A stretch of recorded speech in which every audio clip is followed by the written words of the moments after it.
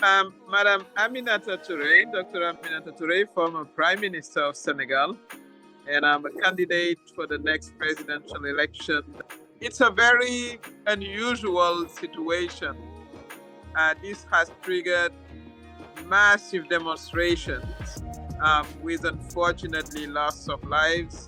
There are a lot of young kids who are demonstrating that have been arrested. More than 1,000 in the jails. What is your platform? What are you running on? And my platform is ending poverty, not alleviating poverty. We have to end poverty.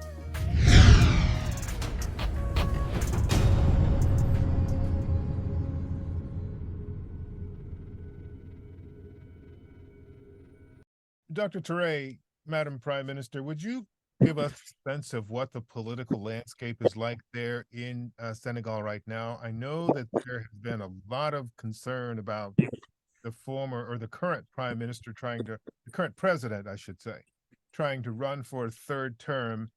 And that caused some issues. And you were unfortunately a victim of some of those issues, but you've come back and you've announced your candidacy and you're running.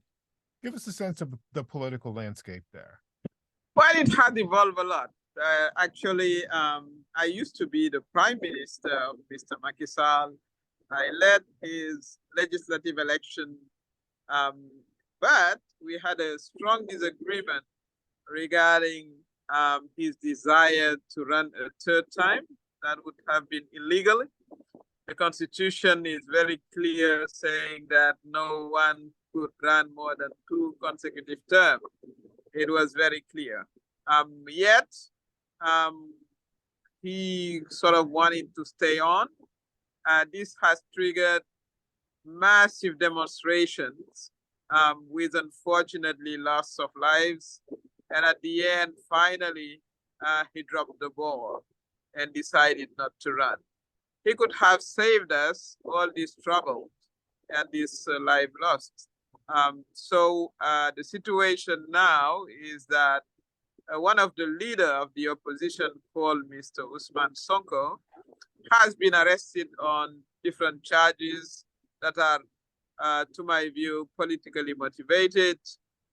He has been arrested since then, and he is on hunger strike as we speak. There are a lot of young kids who are demonstrating that have been arrested. More than 1,000 in the jails.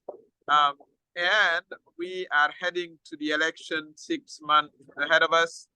And the president himself still doesn't have a candidate, which is quite a very, very unusual situation. He ran the country for 11 years and a half.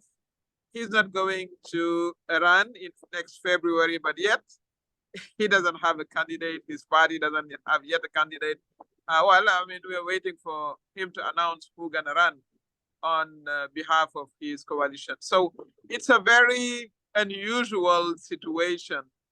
Senegal is known for being a very stable democracy. Himself, President Macky Sall, has been elected in 2012 following a very transparent electoral process.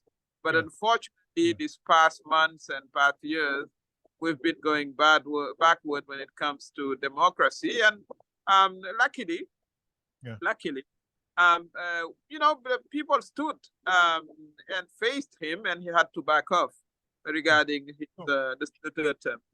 So let me ask you this question. You said that, and it's been pretty clear that it's exactly as you said. It seems as though the country is taking steps backward when it comes to democracy. Do you have concerns about where this will end up if this is not corrected quickly? Well, we have concern, but at the same time, we've been satisfied with the mobilization of the people, of the Democrats, of the press. They kind of stood to defend, all the the progress we have worked for years.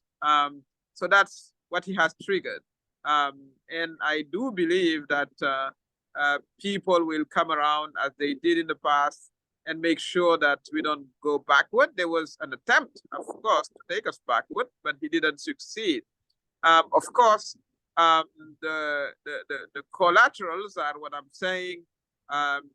People, demonstrators have been jailed, and we're working on making sure that they're freed. So that's what I see. I do think that the foundation, the Democratic Foundation, is strong enough to resist these attempts, the serious attempts to take us backward. Okay. So what is your platform? What are you running on? What is your message to the voters there and to the rest of the world? While my platform is ending poverty, not alleviating poverty, that's the discourse that we've been hearing for the past 60 years. We have to reduce poverty. Now, we have to end poverty. In 2023, I believe that all Senegalese, all Africans should be able to eat enough, to be able to go to school, to get medical care, and to have decent housing. So I'm going back to center my strategies, my governance strategies in making a reality for the people to access basic social services. We have lost that over time. Secondly, I do believe that we need to industrialize and quickly the country. As we speak, that's the example I like to fall upon as an example. We don't even manufacture needles. We import them, needles. It's quite an easy process to manufacture needles. So we are more of a, we don't export anything. We don't even self-produce for self-consumption products. So we need to focus on industrializing the continent, industrializing Africa, and being self-sufficient. How to do that? We are going to modernize the economic sectors, such as the agriculture. We have to define the chain of values. We have to also modernize the fishery process, because we are a fishery country. And of course, we have to make sure that we train properly young people toward this industrialization process. Nobody is talking about that over the past 6 decades. Of course, our partners would be invited to come on a win-win situation, but definitely I would define the 100 product that will not be exported 6 months after I start my governance. That's the way to go about it. Okay. Lastly, of course, it's to put governance at the center of whatever I will be doing. We need more checks and balances to make sure that public money goes to public needs and rights. That has to be systematic. The past month and years of President Macky Sall, unfortunately, we have witnessed, big financial scandals.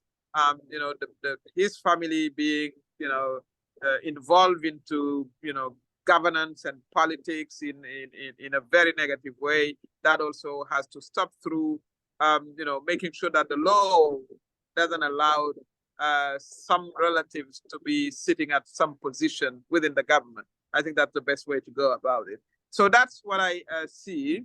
And of course, opening up to, as I said, a win-win partnership. I look forward to more partnership with the US, with the Black community. We have a lot in common culturally, and I think we need to nurture that and make sure that, we invite you for business here, but we invite you for fair business. Right. So, speaking of business and speaking of stability and speaking of the rest of Africa, there is a very significant situation that's unfolding in Niger. And a very similar situation has taken place in Burkina Faso, taken place in Mali. What are your views and thoughts about what's taking place there and how that can impact, if it's not addressed and resolved successfully, how that can impact stability, not just there, but in other parts of the continent? Well, for your follower, maybe let me put a little bit of context into your question. Niger is the biggest uranium producer, which is a very strategic product for technology in the West. So it makes it a very strategic country for those who are extracting the product. But at the same time, Niger is one of the poorest country in the universe. I think they're maybe the second poorest country. So you can immediately see where the problem is. This is a country that is producing a product that is used in very, high, technology, but at the same time, the country is hosting the poorest people in the universe. So there is a problem right there. And that explains also the instability. Military coup is not something new in Niger, unfortunately, but it's becoming a little bit recurrent in the sub-region after Mali, Burkina Faso, Guinea. ECOWAS, which is the community of the West Africa states, decided they put it in the communique that it's an option that they will be intervening to reestablish President Bazoum. But that is a nonsense to me, because first of all, that's not the first coup. And secondly, the first one who will die in the process might be President Bazoum himself. The military said it very clearly. And thirdly, the ones who are going to suffer, the ones who are going really to suffer are women and children. So it doesn't make any sense to me. It seems like more discussion is going on. African Union, they are not totally in agreement. So that gives time for negotiations. And, I do think that this has to find a peaceful resolution. And for me, the military option is out of the question, to my view. It's going to put more instability in the sub-region. That's going to be a segue for the terrorist movement, etc. So it doesn't make sense to me. But yet, all these military coups, the recurrency of this military coup speaks to the failure of the civil governments, who are incapable of solving the basic needs I spoke about, first of all. Secondly, the corruption is massive in most of these countries.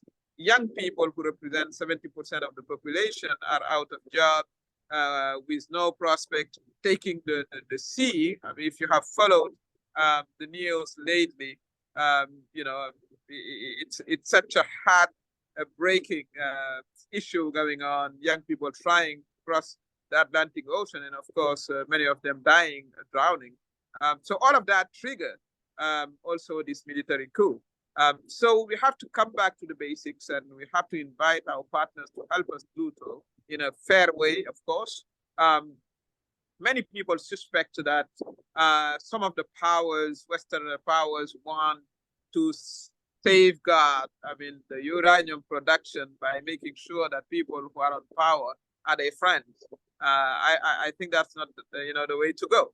The way to go is to have fair business, first of all, and secondly, making sure that you have capable government to address the rights and the needs of the people. That's where we stand now. Well, Dr. Toure, thank you.